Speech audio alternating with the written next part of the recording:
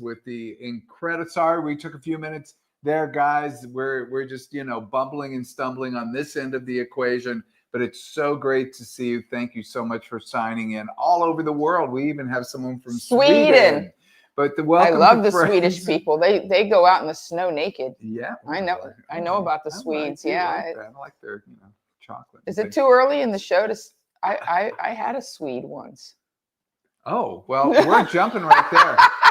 We will talk, but I'm here with the incredible, the brilliant, and always incredible, always brilliant. Looking in a mirror. Hilarious. No, I'm telling you, and just amazing. And damn, you look good in that dress. Sorry to be so inappropriate. Do it. Be inappropriate. Harass me. We have no HR. That's how it goes. Yeah. I'm here with Monique Marvez. Woo! And I am here with number one. I want to talk about my friend. That's Nola the dog. That's my dog, who is another friend who's a little jealous. I'm going to talk about Dr. Greg Cason, PhD. This guy has 57 plates spinning. He has clients. He's a family man. He takes incredible care of his mom. You got to love a man that loves his mom. He does everything. And then he squeezes in this podcast. He does everything with a smile on his face. And he's had not a great year. Not my number one, but this makes it good. Thank you. And the fact that he just shows up, when people say showing up is life, that showing up is it's not half of, it's 3/4 of life is just showing up. And this guy never doesn't show. Like everybody in LA says, oh, that guy's a flake, or that guy. This is my personal Atticus Finch. Not only does he show up, he shows up prepared always to do the highest. In fact, I was telling somebody yesterday about you, and I described you. It was an African-American gentleman. Yes. And young guy. Yes. I love educating people. And I said, surround yourself with people that speak to your better angels. And he said, like, oh, I like that. Because he's like a vibey guy, woo-woo. And he goes, I like that. I go, it talks about speaking to someone's better angels is about leaving space for grace, like letting someone rise, like assuming they're going to do the right thing. And I said, do you know where that came from? His name's Stefan. I love him. He said, where? I said, Abraham Lincoln's inaugural address. He changed it several times in the text. And he was going to say it a few different ways. And the thing he settled on was better angels. Wow. And that is our friendship. You always speak to my better angels. You always make me a better person. You make me want to be kinder and just a better person. I don't even know what to say. Thank you. I really don't know what to say. That's an incredible compliment. I feel the same about you, and you've been it has been a tough year. You've been a great comfort to me and a great kind of sounding board and someone I knew that I could rely on. So go ahead. Yeah, no, I can't thank you enough for all of that. Well, here's what today's show is about. It is about speaking to your better angels, because we all get stuck. We get stuck in grief. We get stuck in compulsion. We get stuck in impulses. We get stuck. When people talk about addiction, they always go straight to the bad guys. They go, drugs, alcohol, gambling. Yeah. So yeah, no, like they're big. Really big. There are so many little fishing hooks that can grab you and hold you and pull you and snag you in day-to-day life. And I think one of the things that I seek out in people in my inner circle now are people that show me new paths, because I once met and befriended Richard Tate. Richard Tate is the founder of Cliffside Malibu. And incredible. He's a wonderful human being. And we spoke at length about addiction and about because their rate of recidivism. Yeah, it's a treatment center right. in Malibu. It's like one of the more posh. It's very posh, but also and expensive. But their rate of recidivism is much lower. Recidivism meaning repeating the behavior, falling off the wagon. Even in AA, NA, all the A's. The A's are great. I'm not knocking the A's. No, I love the A's. Love the A's. And we'll talk about those too. The rate of recidivism, do you know what it is, Greg? What, in alcohol? Yeah. It's like 98%. That's exactly what it is. Drugs and alcohol, the rate of recidivism is, you have a 2% chance of totally licking. Well, that's the thing. That just is a philosophical difference. If you look at going to a treatment center and never using again, in some ways, I think it's kind of a fool's errand. In the sense, what they're doing is laying down tracks for a new life, to me. Exactly. And that they're trying to practice something new. And if behavior then goes back, which we call a relapse, that happens. And we work on relapse prevention, and we basically encourage people to get right back on the wagon. And although they have to restart their date, and that some people get very upset about that, right? It's totally a success the minute they walk back into that room. Or they totally, they're able to say, I'm starting over, I'm getting back off, get on the wagon. I mean, it's truly amazing. But yes, absolutely, it's unfortunate that happens. But it's really hard unless you remove yourself from everything in the world, because the problem when you have an addiction is everything in your life becomes associated with that addiction. Interesting, you should say that. The way Richard explained it to me, he said it's like carpet in your office. He said if you're the kind of guy that when you're on an important phone call, you walk in a circle and chain smoke, then there's ruts in your carpet. He said your brain is that way. Yep. That you have neuro pathways. That's right. That you just go down that piece of carpet because it's worn and it's where you're used to going, and that's how it works. Well, there's a saying in neuroscience, which is the neurons that fire together wire together. So basically, if you're walking in a circle and chain smoking, those are two different like firing behaviors, and then you start to associate them. So let's say you're starting to walk in a circle, your brain is going to want to pick up a cigarette. Yeah, or absolutely. Vice versa, you're going to pick up a cigarette and you're going to want to walk in a circle. It isn't always that exact, but basically these behaviors become associated together, and the brain does that just for simple efficiency. Right, and I think that one of the challenges for a lot of people, for instance, the expression "awake and bake." People. I know some wake and bakes. If you become. For those who don't know. Okay, you explain wake and bake. I mean, that's somebody who gets up the moment they wake up and smokes pot. Yeah. Essentially, they're baking. Yeah. But there are people that back in the 70s and 80s, before you were an obvious wake and bake and it was legal. I mean, I have girlfriends that I can barely get up. I couldn't imagine. But have you ever met somebody or been with somebody that lights up a cigarette first thing in the morning? Oh, that was my grandparents. My grandparents. There you have it. They, from the minute they woke up to the minute they went to sleep, they would light one with 3-pack a day plus smokers. How old were they when they died? My grandma died in her late 50s of lung cancer. My grandfather died at 62 of a heart attack. Yeah. There you go. So they were young. But that's the way people lived. That was in our childhood, our generation. It was not uncommon. It wasn't judged.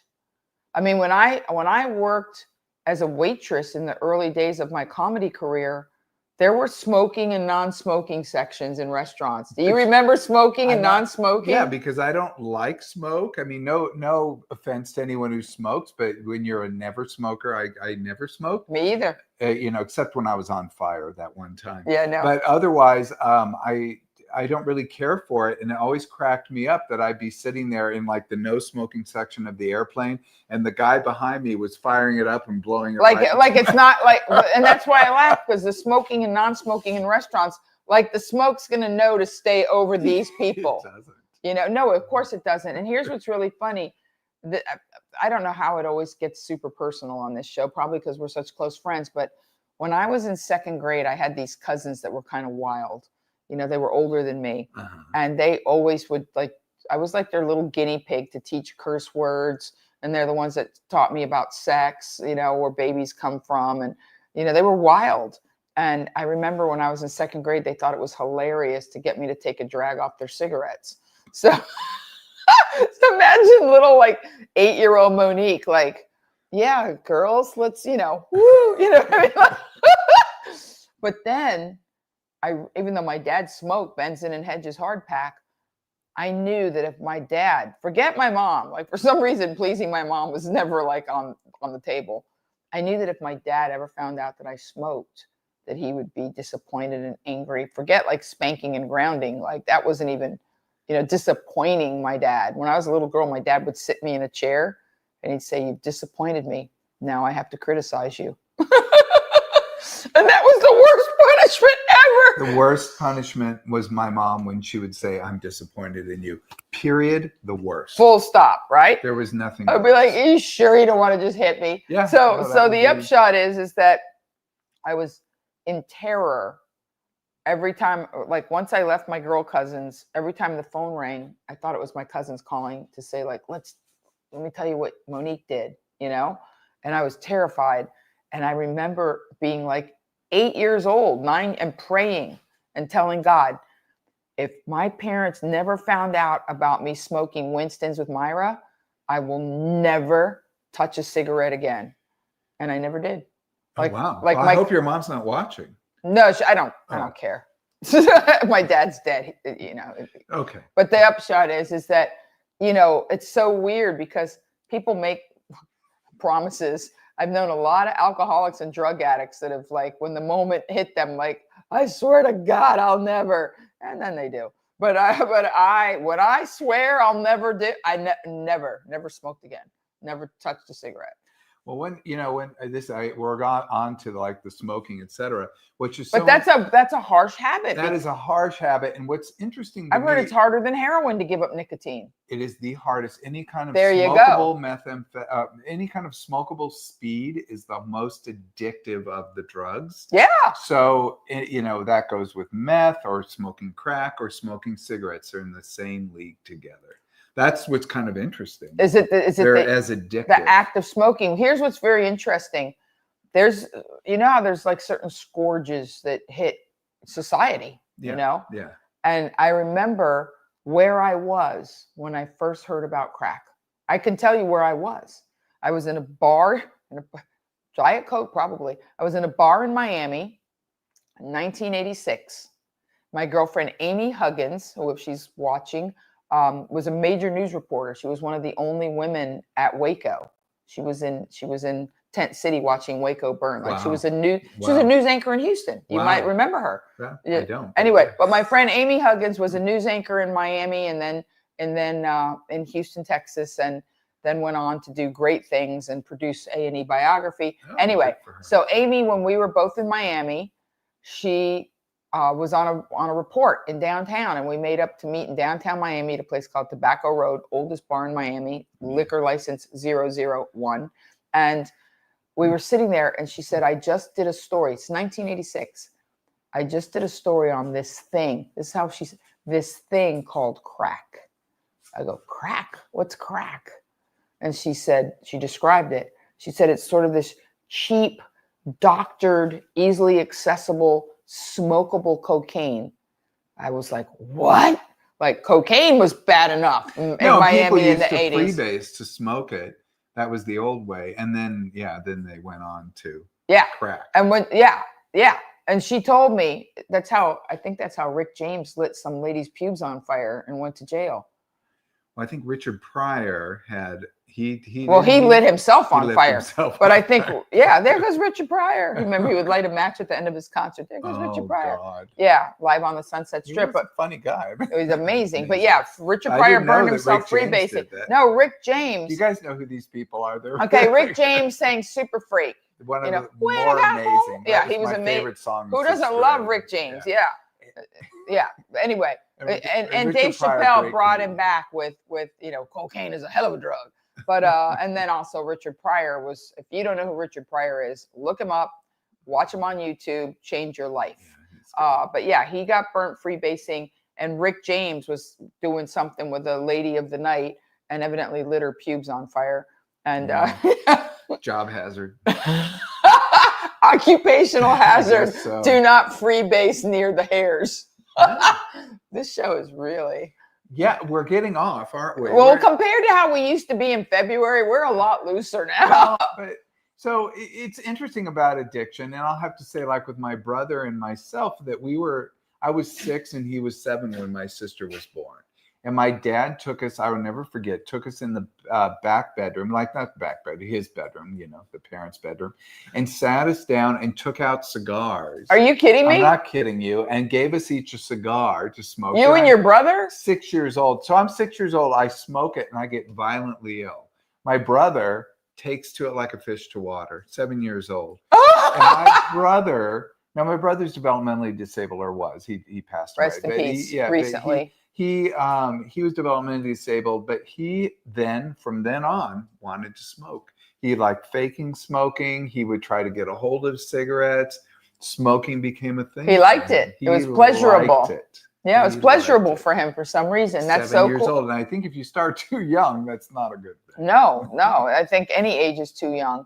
So the upshot of where I'm trying to lead us, finishing out the Amy Huggins story, she said, Monique, this will take down entire communities. And she was right. She was 100% right.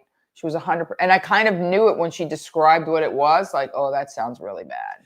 And then you fast forward to when I used to work in drug abuse research for UCLA. And it was one of my very first jobs. It was my very first psychology job. I had graduated. I took a job doing research. And it was really a tremendous, like one of the very best. I'm so lucky with all the jobs I've had. I can't even tell you. There's no such thing as luck. He's brilliant and talented, and people want him. Truly was fortunate to work in this environment with these top scientists, and we work with people across the world. But what we started to see was this emerging epidemic in Hawaii. And it was this epidemic that we were seeing with the use of amphetamines that was becoming smokable, which is methamphetamine, that they called ice, but which we now call meth. I mean, just meth. But we actually had a grant to be able to look into I don't even know what you want me to tell you how stupid, ignorant I am? I hear people talking about meth. I don't know what meth is. It's amphetamine. It's just like cocaine, but amphetamine. Like, do they cut pills and dump them out? Like, how do they make it? You rock it up like in you make it like out of they mix it with all kinds of crazy stuff. That's exactly right. So they mix all kinds of crazy stuff together and they make it. Then it becomes smokable. And do you roll it and smoke it? I'm sure people roll it, or because I'm going to tell you, evidently it's very powerful and flammable. It's very powerful, yeah. Yeah, because I have a friend who's in law enforcement, and he told me there was a meth lab out by 29 Palms. Oh, the meth labs are terrible because they can just blow up. Well, he said it blew up, and that the force of it was so strong that evidently while this guy was waiting for it to cook, he was watching porn and pleasuring himself, and they found him like dead in the desert. He was still like gripping it. But we can see this. We actually, this is just, to me, it was interesting because we had a grant to start to look into this, and we were predicting that meth would jump from Hawaii to California. You mean like meth started in Hawaii? Yeah, and it still hadn't come here. We didn't see evidence. Why, if somebody lives in paradise and you're in Hawaii, like, okay, this sounds weird because I know things start places like there's like patient 0 for AIDS or whatever. If you're in Hawaii, if you said, Monique, and you named 50 places where meth would start, because I know like Grand Forks, North Dakota has meth labs out in the middle of nowhere. Yeah, but it was nowhere to be found in the continental United States at the time. Why would they start in Hawaii? It might have started who knows where it started, but it became popular out there. Why? The thing. Why? I don't know. Oh, but fascinating. The bottom line is Hawaii. You think it's rock fever? It's paradise in the way it looks, but there's poverty in Hawaii. It's expensive to live. There's still a drug use community. There's racism. There's all kinds of issues. They spam on purpose. There are all kinds of issues in Hawaii. They have spam sandwiches. Poi is worse, but so just say poi is just like granulated snot. It's so gross. I don't even know what to say. But I'm going to get hate mail from Hawaiians. Hawaiian foods are amazing. Well, I was born there, so I think I might have a taste bud for a lot of the foods. But what's so funny is that but poi, it's okay. But Anyway, what happened is we had this grant with California, the state of California. We were going to look into the fact that we had prediction that it was going to make the jump out here. The state of California, this was under Duke Majan, cut our funding because they said this is when a government says to a scientist, it will never happen. So we're cutting the funding. When did it happen? About 6 months later. Then we actually discovered it in San Diego, and it was starting to appear in LA. And then, of course, the entire United States had an epidemic with this. And we're actually seeing other drugs start to emerge, especially the synthetic drugs, which are smokable. What's bath salts? With bath salts. What's bath salts? Drug. Is that really bath salts? Why do they call it that? Maybe that they were originally sold as a bath salt, but people discovered it was a drug, but that's essentially what they sell. Crazy. Yeah. So these synthetic drugs are really taking a toll on people in much the same way. Well, I heard they change I heard that this is going to sound so awful. Yeah. But to me, like when we lived in a world where there were like you had like 3 or 4 kinds of drugs, you know, you had the goofballs, you had, I believe goofballs were cocaine and heroin mixed. No. I'm talking literally pills, like the goofballs. Right. No, you had the goofballs. That's a speedball. Oh, you had a goofball. Okay. You had the goofballs.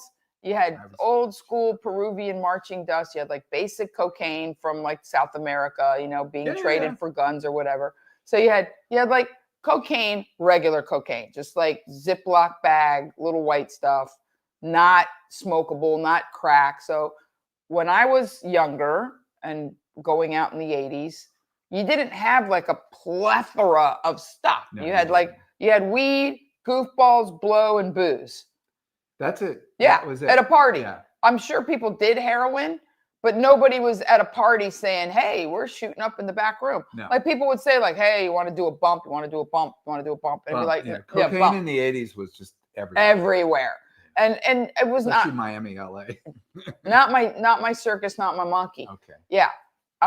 In fact, this is a very funny story about addiction, because I have a bit in my act, as you know, and I'm going to say it delicately because even though we're a podcast and we can say whatever we want, eventually we're going to get sponsored. I have a bit in my act where I say I judge no one because everybody has stuff that makes them mental. Everybody, shopping, and now Amazon. Some people like order stuff on Amazon like crazy people. Dude, I've been known to like drink some wine and then have these Amazon boxes show up the next day. And I'm like, what is in this box? It's really? Like a little surprise. This hasn't happened for years, but I had a little period where I blind Amazon ordering. I would just, I would know blackout at the time. Then Amazon. I'd open it and go, oh yeah. Blackout Prime. That's what we're going to call it. Blackout Prime. Yeah. Well, so I'm just confessing. And that's good. We're sharing. That's what they do in meetings. They go like, "Hi, Greg." You know. So I've been to meetings with other people. So what's very interesting to me is that I say it in my act. If I ever found anything I like better than men and malted milk balls, I would do it.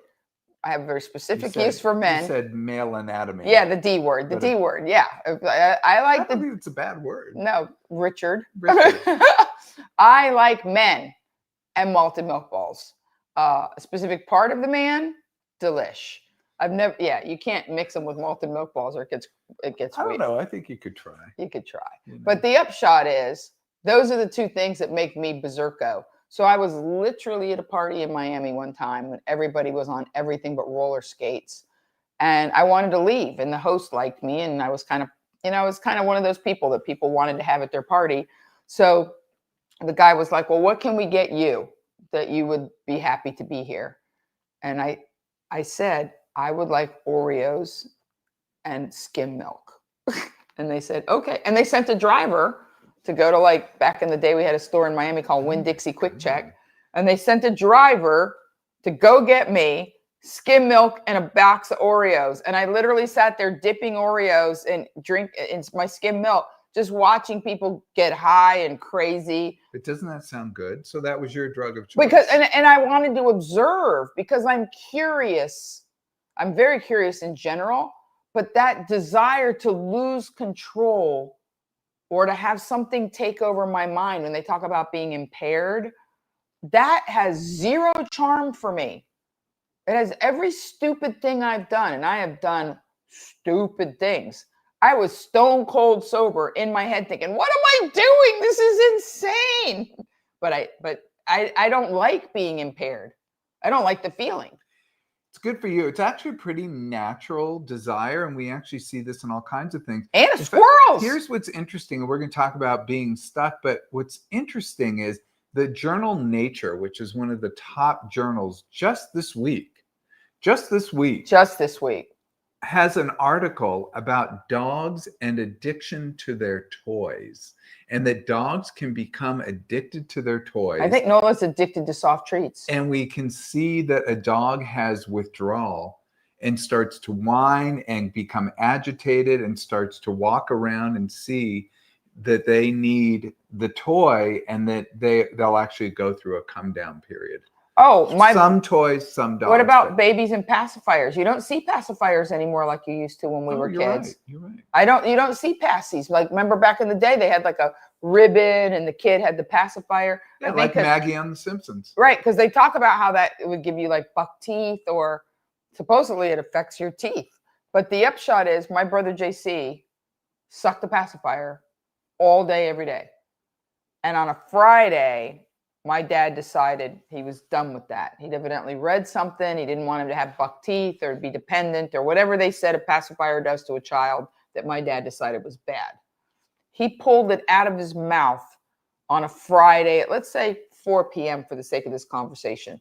My brother did not stop screaming for like 48 hours, other than when he fell asleep from exhaustion, or my mother would feed him. He was bottle fed. And I mean, and it was just a test of wills. Like, my mom was like, give him the pacifier. My dad was like, no.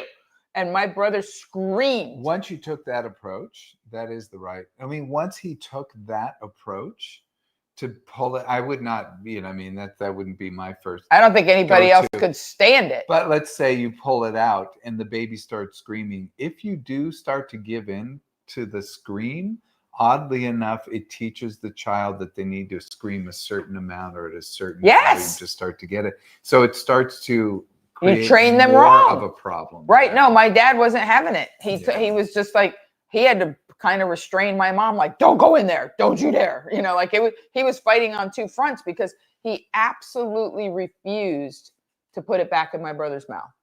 And I don't know if that was a good thing or a bad thing, but that was the approach that he took, because he felt like, if I don't do it now, that's it. Like, we're done. Like, he's going to just be sucking this thing till he's 4. And I don't think that's a good look. No. But evidently science has... But there are teenagers who seem to do it when they're doing ecstasy. Well, don't get ahead of me, Dr. Greg. Sorry. I think oral fixation... we're going there. Because I think that's what vaping has a lot to do with that. I do too, yeah. Oh my good, because the vaping is, cigarettes are different than vaping. It's a different thing. And by the way, my brother JC smoked and vaped. But vape can actually hit much stronger. That's, I think, they call it cottage cheese lungs. They think that the fact that my brother started vaping is what killed him faster. I'm not even kidding. No, they call it Swiss cheese lungs, because they say that it affects differently. Yeah. He already was, like, our family doesn't have great hearts. I have a good heart, thank God. But, a lot of heart attack on my father's side. And my brother thought that vaping and, lessening the nicotine or whatever, he got sold a bill of goods that vaping was better than cigarettes when vaping first started. He got sold that bill of goods. He bought it, and he. That's how it was sold. And, it's just like heroin was sold as the by Bayer. Was sold as the answer to morphine. That's addiction, right. That's the safe, non-addictive alternative to morphine. It was created by Bayer, by the aspirin company. Created heroin to get people off of morphine. Yeah, and what you did. Sure. Hello, I'll stop eating malted milk balls if you hand me Oreos. Yeah. But this is, I mean, I think you're on to, like, that there are these things that we think are okay, and they actually can do great damage. But then we become, as you say, you become fixated orally, you become fixated on things. Correct. And what I've noted is often, especially with addiction, but it's interesting about vaping. Like, I've had people come into my office and want to vape. And a couple of times I allowed it. I don't do that anymore. But it's almost like I was curious how this was going to go. Okay. And how did it go? And I'd watch them. These are different people, who came in, and they would do it. And they'd say, "Oh, it's vape. It's just a water vapor. It's okay." But every time anything got emotional, they would pick up Boom. the stick and hit. And what I had to do was to encourage them to not use it. And then they became more agitated and more emotional. But that's actually good in the therapy room. I think it's good in life. Is to be able to confront the issues. It's the same as, and I've had people do this, they'll be doing therapy and all of a sudden they'll pick up their phone and look at it. And I'll stop and I'll be like, was that, if you need to get that, go ahead. And they're going, no, I just was checking. And it's just because they're addicted, and it releases oxytocin. And what it does is it gives them a distraction. And what happens is often when things get emotional, we learn to distract ourselves. What's interesting to me as I'm walking through this grief process is how easily distracted I get. I mean, wildly distracted. I can start a behavior here, and all of a sudden I'll think of something, and then I'm over here engaging. And then I'm like, oh my God, I forgot about that. I was doing this over here. Now I'm doing that. Oh my God. And it's just like my brain just isn't tracking. And right. It's very interesting to me. Because there's discomfort, there's pain, there's loss, there's grief. And it's natural for us to do that, to try to manage the emotion. And what happens, unfortunately, with substances, happens with gambling, happens with all kinds of things, is we start to learn to manage the emotion that's coming up. And in fact, then we start to continually soothe ourselves. Same with porn. And we can go through this whole thing. Oh, don't get me started with porn. All kinds of things. We start to self-soothe. And what it teaches us is, number one, not to be able to manage our emotions on our own. And number two, we start to become addicted to the thing that was starting to help us. But then it becomes more of a problem. It becomes the primary, like the drug, like gambling, like porn, like shopping. Amazon blackout. Really, I didn't do it that much, but it really amused me that, I like to play experiment with my own self. My mom's sister does it with Home Shopping Network. Every time I visit her, she gives me a set of luggage. You know what I love about the Home Shopping Network? No. I've watched the Home Shopping Network, and I thought, fascinating. These people are like your friends. It's like there's something kind of interesting about it. They're standing there and going, look at this. It's so beautiful. This is such a great green. And look at this circle in the middle. Like everything's amazing on the Home Shopping Network. That's how I feel about Cracker Barrel. And they're like your friends telling you about the coolest new thing that they just found out about. I think lonely people, I think that's kind of like cam girls for like lonely people. Yeah, there you go. I don't need to look at a semi-nude Russian. I can buy luggage. I think we got a friend who just entered. This is Nola. Nola. Who can be lonely. Yeah, Nola wants to love all the time. That's her warm. And I think, don't you psychologists, because I love like when who invented the term warm fuzzies? Because that I don't know. But you've heard it, right? Accurate. Yeah. Because my aunt and I talk a lot about like, warm fuzzies, because she'll be like, that's the one that always orders the luggage. And she's adorable, by the way, in case she watches this. But the point I'm making is we all need warm fuzzies. That's exactly right. We all need them. And sometimes this is why I think it's so interesting. And we grappled with this a lot in the research that we were doing with drug abuse, is that there was this thing about drugs that caused people some pleasure.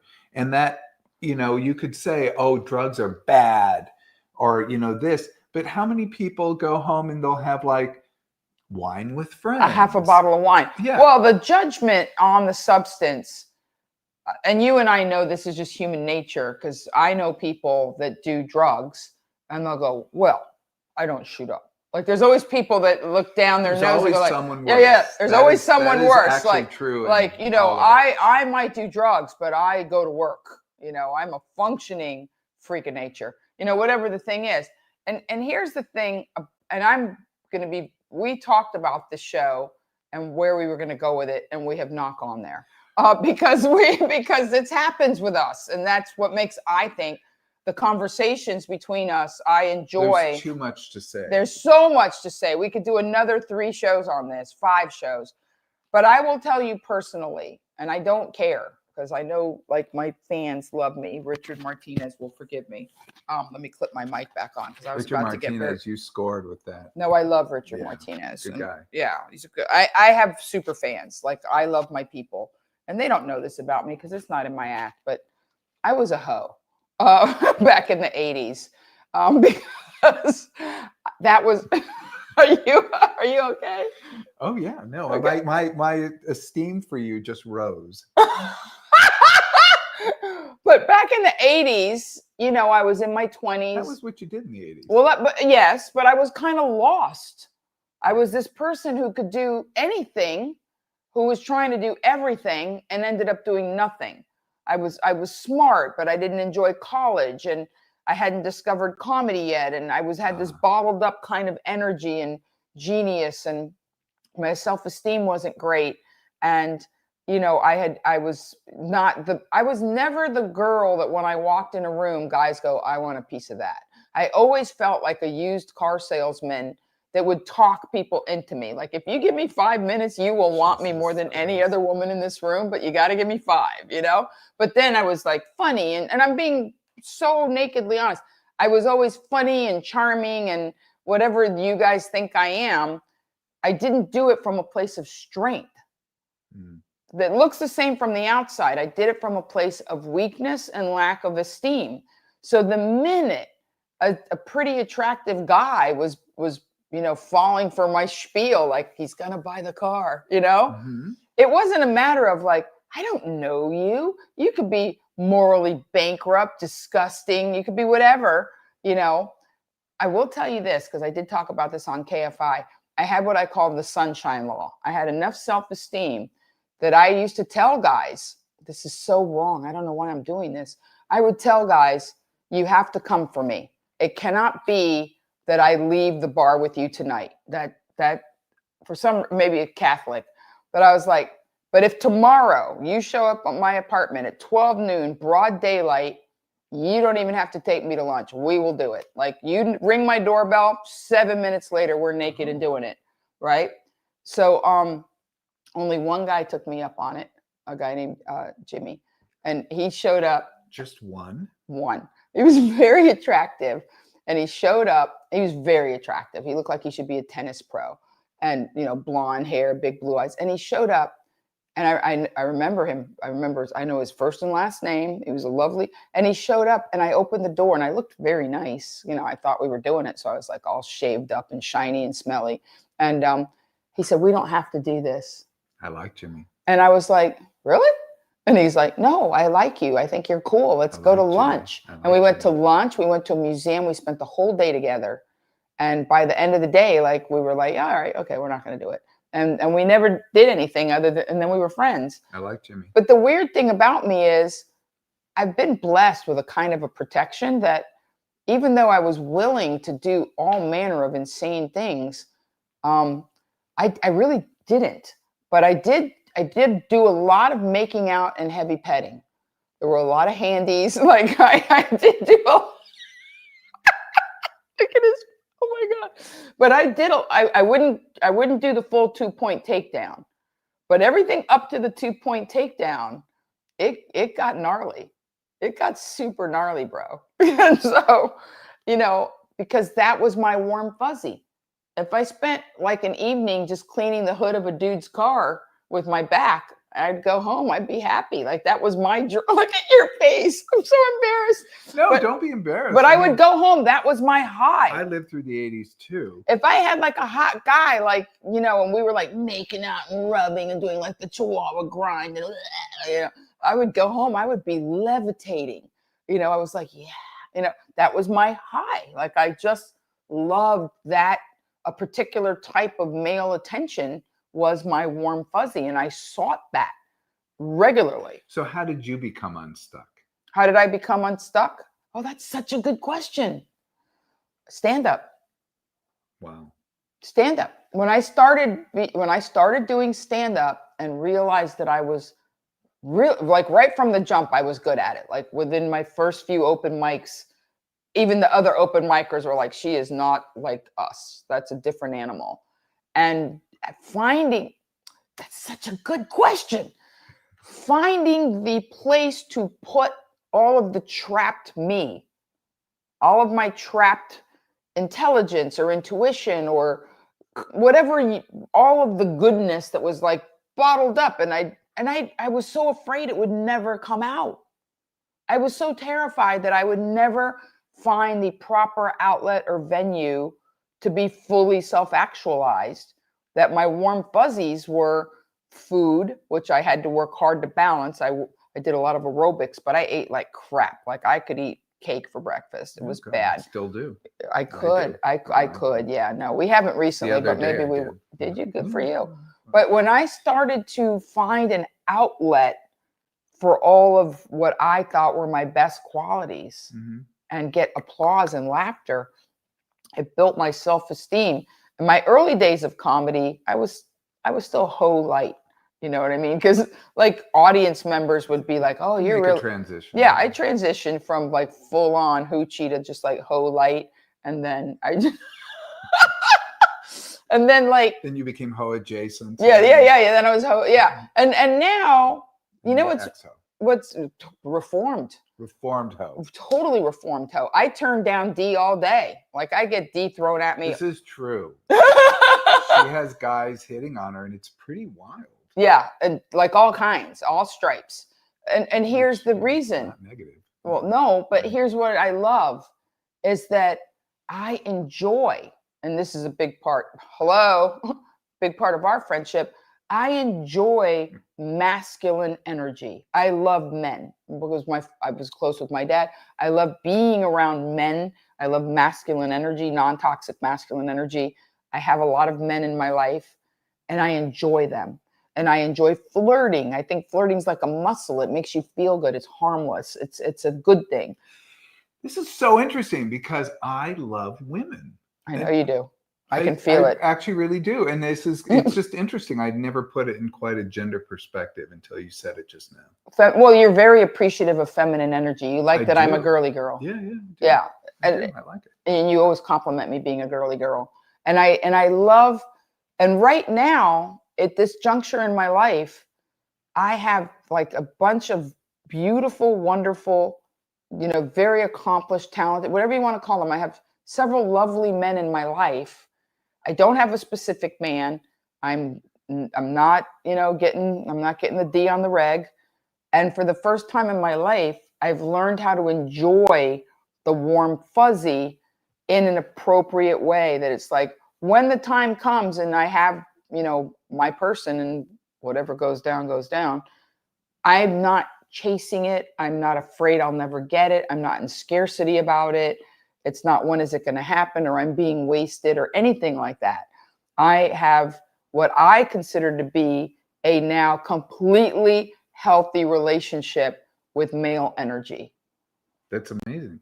But so what got you unstuck is you discovered comedy or stand-up, and it became a passion that you could really focus upon. Yes. And because you were focused upon that, you could start to put aside things that were just coping behaviors. Correct. And that you could start to really... It overrode everything. Override things.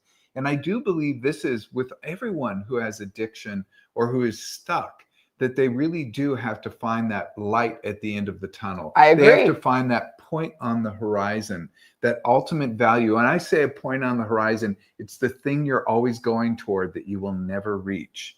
But it keeps you going forward. It keeps you going forward because, like, if it's family, how can you ever say, "Oh, I'm now done being a family man and I've passed that"? No. You continually develop that for the rest of your life, and it changes over time. That's exactly right. And so comedy the same way. How do you say, "Oh, now I've done that, now on to the next and then thing"? I did radio, and then I did television, and then I bounced back, and now I'm doing podcasting. The door was opened with comedy, but it was really to access what I believe were my better angels. Yes, and you actually combine it. I was talking to somebody tonight, how fascinated I am that you just think about things and land on well-researched psychology principles because you just arrive at them on your own, which I think is really quite fascinating. I think I believe that I'm a critical thinker, as you know. You are. I'm a critical thinker, and I like to take apart phenomena and look at the different components, because what happens is people look at things of a piece. So now we've talked about, we're almost done. Oh, yeah. I know we're gonna have to do another one on this, because to tell you, I've already explained how I dealt with the D with men. Now we'll discuss malted milk balls, which is the fact that she has in her house at this moment. Malted milk balls. Haven't touched them. She doesn't. Mm-mm. They're in the package. People give them to me because of the joke in my act. They're like, I got one and here's the other. But here's how I got over that. And it's very interesting because now I'm very let's just call it food neutral. I enjoy it. I love it. I eat it. We shared the most delicious tuna melt. Oh, yeah. Oh, and cake with buttercream icing. Yeah. But that's once every 4 months. Blue moon. Yeah. It's so rare. But here's how I handled that even is that I started to realize that, number one, I didn't feel good. I had to break it down. And this, you and I talked about this, and I'm planting seeds for the future. I took apart the phenomena of food because people go, oh, you're an emotional eater. Duh. Emotions goes with all behavior. By the way, all behaviors. So let's just put that aside. Have you got your cape on, Captain Obvious? Are you going to fly around the room? All behaviors. So, and if you don't have emotions with your behavior, you're a robot. So thank you. You're AI. So what happened was when I was on the radio in Indianapolis, I had a revelation because I was working on the puzzle pieces and critical thinking. And I realized, yes, I am an emotional eater. Okay, fine, great. Now, what is the specific emotion? What does food represent? Like I went through the whole gamut and I realized that food was my leveler, that what triggered me in specific to eat like chocolate and buttercream icing, like the really bad stuff, was when I felt instability in my life. That food was my friend and leveler. That was the specific emotion. I went through the whole DNA chain of malted milk balls and I hit on the fact that it was when I feel unstable and shaky is when I want to eat sugary, cakey, cookie foods, right? So, okay, fine. So I figured out exactly what it was. Mm-hmm. And then I went to bed that night because I talked about it on the air, and then the phone rang off the hook and people were like, what are you going to do about it? And like, I don't know. I just figured it out, blah. So I had a fever dream because that's what happens when I got all the puzzle pieces. I solved things in my sleep. I heard Thomas Edison did that too. Mm-hmm. And I woke up the next day and I decided I actually came up with something that worked very well on radio, and I would like us to bring it back. I called it Girls with Goals because we were a radio station driven by women, what we call hot AC, adult contemporary. So what I decided was, rather than go against the food and go like, don't eat and this is bad, I go, I'm not going to do that. What I'm going to do is set another goal, a passion, and focus on that goal. And because it had worked with comedy, but I didn't do it based on it worked with comedy. But I knew that as soon as you say you can't, you should, and it's bad, you got to do it. You got to do it. So I said, I'm going to start a 12-step program for people that only have time for 3 steps. And the 3 steps were: take an unflinching moral inventory. They say that in AA. Yes, but instead of the negative of like, oh, I remember I did this. No, what is in the store of you to sell? Mm-hmm. Take an inventory. What's in the store? Based on the store, pick one goal. 1, not 5, not 7, not 3 that mix together. 1. And the 3rd step was ask the group for help. Like, say it out loud, ask the group for help, even if it's just prayer. And if prayer is not your jam, then I said soaring, send out a request. Like that's agnostic prayer. That's So that first Girls with Goals meeting in Indianapolis, 47 women showed up. Amazing. And we got behind the mic, and mine was not to lose weight. Mine was to write a pilot script. that I had been kicking around forever. And I set the goal. I said it out loud. Fact. I said that in March. In less than 7 months, I had a development deal with Dick Wolf to write a pilot script. Wow. True fact. But I was a woman on fire that I wanted to do this pilot script and I wanted to make it good. And I worked on it all my free time. I worked on it. I thought about it. I wrote notes about it. I still have them. They're in my guest room because I found them. And I mean, I really made that my goal. Guess what? I lost weight. And I stopped it took time, but over time, I've lost weight and I've kept it off. And I continue to follow passion. Oh, Brian gave us 10 minutes. We got 10? Oh, okay. Oh, I thought we had like 2. Yeah, no, because we started late, a little late.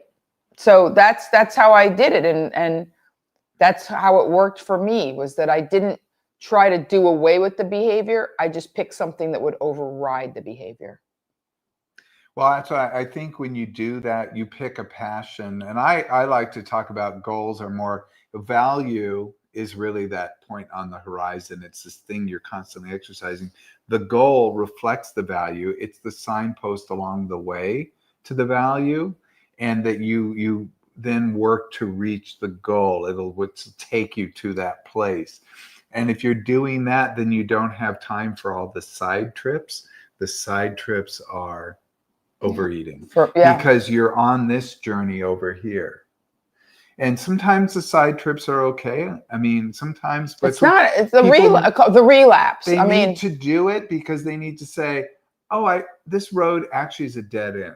Yeah. Sometimes that is part of the journey, but then get back on the road. Right. And that's what'll really help people. Right. And I think that saying things out loud and journaling. I agree. I agree. I showed you my treasure map yesterday. Oh, you showed me the treasure map, which I actually thought this is brilliant. Can you want to share it? Because we should share it together. Because I want you to tell me the science behind it. Well, I can tell you a little bit, but yes. So here's my treasure map, because my life, I'm looking you guys right in the eye. Those of you looking into the camera, I'm looking right into the camera. At 63, 2 weeks and 2 days old, I've never been happier. I've never been fitter, healthier. I've never felt sexier. I've never been surrounded by a better group of people. Like in my movie, my cast is perfect. My leading man, hello, Disney Prince. Like everything in my life is amazing. And I believe it's because I wrote this down about 12 years ago. And I did it, but as I do it more, because again, you don't go from 0 to 60 when you're changing things. So I drew this little treasure map in about 2013. And here it is. It's a clock face, a dollar sign, and a smiley face. And I say that every single thing in my life has to save me time or be worth my time. It has to make me money, or it has to bring me joy. It has to do one of those 3 things, like a lot, or it's not in my life. I eradicate it without compunction, because earlier in my life, Greg, I did a lot of things out of obligation, responsibility, guilt, people telling me I should. And the reverse of that, my father always said repression creates perversion. And even in the 12 unifying principles of the universe, which I will not recite all 12, they always say the bigger the front, the bigger the back. Everything that has a front has a back. So if on one end, every part of your life is repressed and drudgery and obligation and to-do lists, and you're just the carpool mom, and there's no, yes, the minute you have a second, you're going to boomerang into, cake and D, because you feel you rewarding yourself for being a good girl. If you don't wind the rubber band, it doesn't come unwound. So if you follow this treasure map, then you're happy a lot of the time. So the treasure map to me represented a time management strategy that's quite brilliant. And you're save me time. That's maybe self-evident. Make me money, and money we've always got to look at through the lens. It's not just dollars. What does money mean? It's value. Does it mean freedom? Does it mean joy, whatever, family time, whatever. I mean, you're going with something with money. Of course. And then I'm not just greedy. And then the third thing, pleasure, very interesting. And joy. Joy, I'm sorry. Joy. Oh, that's my term, pleasure, because I like pleasure, but here's why. Joy to me feels like different. Spiritual. No, joy's different. I agree. Because I said, isn't this interesting too? Because I also thought about this other concept called behavioral activation. Yes. And in behavioral activation, which is a treatment for moderate depression, which is very effective behavioral treatment. I won't bore you, but we basically, it's not boring at all. We basically try to go for 3 domains in somebody. And the 3 domains aren't exactly the same, but you can see the similarity here. The number one thing is mastery. And mastery is achievement. It's going toward the thing that you really want. It's not only things you do well, it could be cleaning the house. It could be how you raise the kids. It doesn't have to be a career-oriented task. Right. It means something that is of value to you that you're going toward. And it could be playing video games. It could just be so many things that you could develop mastery in that help you to feel good. The second thing is, as long as with video games you don't check out, those can be very hypnotic. Yes. The second thing is pleasure. Things that bring, those are very self-evident. The things that bring you some, and we would always say things that bring you joy, we would call the pleasure things, but it's things that, you naturally find enhancing. It could be like spending time with your dog, etc. Absolutely. And the third is social. And social is spending time with other people. What we find in people who have major depression, they basically start disconnecting from the world. And isolating. They not only disconnect from other people, they disconnect from their goals. They disconnect from the world in general, and they start to implode. And we could talk about depression all night long, but bottom line is we start to analyze how they're behaving in the world, and we start to look at the inroads to build. And it really is developing on things that they're not expressing as well. So it really is, again, trying to get people to access their higher selves to achieve something longer term. Rewarding. That's more rewarding, that gets them reconnected. Sometimes just organizing my pots and pans properly when I've just like shuffled everything in the kitchen. Agreed. Sometimes just organization, Dude, small organization will make me feel worlds better. Oh my God, we got to talk. We can't talk about this. No, linen closet. I lost my wallet recently, and we can talk about these things. But what's so interesting is I had an AirTag in my wallet, but it didn't. The battery died, so I couldn't find it. I couldn't find it for like 2 weeks, and I just trusted that the wallet was still out there. No one was charging on the cards, and one thing that was Who told you were going to find it? She said it. Yeah, she said, you'll find it. Don't worry, you'll find it. And I believed her. But what was so interesting is you cleaned your house while you were looking for it? My house, clean. I went to the office. I went through everything, cleaned through the car. People are like, do it again, do it again. I could not find it, honestly. Went to the gyms. I went to the stores. I went everywhere. I happen to be in Gelson's, which is a store I like. It's like a little market. Go Gelson's. And very sweet. They're a little pricey, but it's just a nice little sweet market. I'm in there, and one of the employees walks up to me and said, did you lose something? And I said, no, because I hadn't lost anything that day. And I thought, oh, do you mean my wallet? And she just lit up, and she said, come with me. And then she went into this drawer, and they unlocked the drawer, and the employees recognized me from my license. And this is a place I go to a lot, and I felt it's because every time I went in there, I'd always say hi to the employees, and I always really liked them. I felt like it's a community in there. And here was the community reflecting back to me. Because I had this social connection with these people that work there. I mean, it's their job. They're not there because social is so important. Maybe they do, but my fans are a community. I connect them with each other. I was like, and then mastery. Like last night, I was sitting there putting batteries in all these little AirTags and replacing them last night, and I felt so good about having done that. And I was thinking, oh, isn't that interesting? It's all these different tasks. So I think like on radio, we do a thing where we talk about a call to action or a takeaway. Yes. So, okay, number one, we're going to bring back Girls with Goals, but we're going to call it swag because we have to include boys. So we're going to call it Souls with a Goal.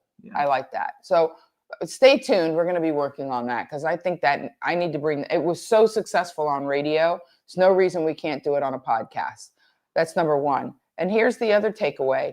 I would like every person listening or watching to pick one small thing that you have wanted to do but put off, whatever it is. Clean the garage, start stand-up, open mic. And people always say, oh, I've always wanted to do stand-up. I'm like, do it. They're like, oh, no, go to an open mic night. Like, take a class. Don't be put off by other people's like naysaying. No. Like do take a cooking class, clean out your linen closet. Do one thing to get you unstuck. One little thing. One. And please feel free to comment below what you decided to do. That would be great. We care and we know. So I'm going to let you lock us out. Oh my goodness! Thank you so time, much. Ryan? It really meant a lot for us. Thank you so much for sharing. You guys mean a lot to us, and it really was something special. But why don't we use your sign off? Okay. Okay. Well, I mean, I just think there's nothing consistency better. Okay. Love hard, forgive harder, and get as happy as you can, as fast as you can. Thank you so much, everybody.